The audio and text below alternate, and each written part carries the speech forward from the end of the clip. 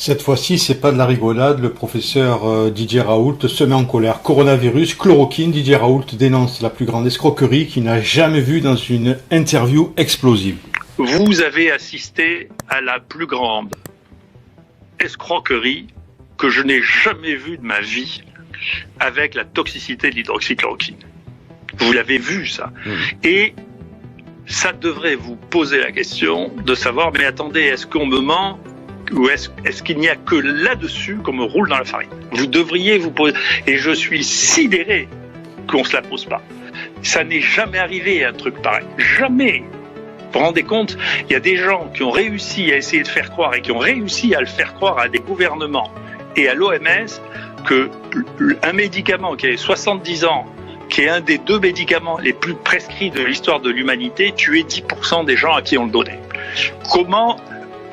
Vous comprenez pourquoi, je sais pas, quand j'étais jeune, on m'a raconté les plus grandes bêtises, on me disait, vous savez, la Tour Eiffel a été vendue 17 fois à des ferrailleurs. Ben, je comprends comment on peut l'avoir parce qu'on voit comment on vous a vendu la toxicité de la chloroquine et je reconnais que c'est hallucinant. Si vous me demandez comment on peut expliquer ça, je n'en sais rien, je peux pas le comprendre.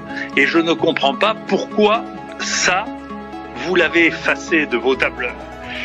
Vous devriez poser la question à savoir, est-ce que vous avez cru à cette histoire de toxicité de l'hydroxychloroquine? Est-ce que vous avez vraiment cru que c'était possible qu'un médicament aussi connu que ça puisse être toxique à ce point? Et comment un journal comme le Lancet, qui devait avoir 3 ou 4 éditeurs, 5 reviewers, a pu laisser passer une chose pareille et quelque chose qui doit amener à réfléchir sur l'état de notre société? Parce que ça, c'est profondément l'état de notre société qu'on peut berner à un point incroyable et qui est si facile à berner qu'elle a oublié, il y a 5 minutes après, qu'elle a été bernée d'une manière absolument incroyable.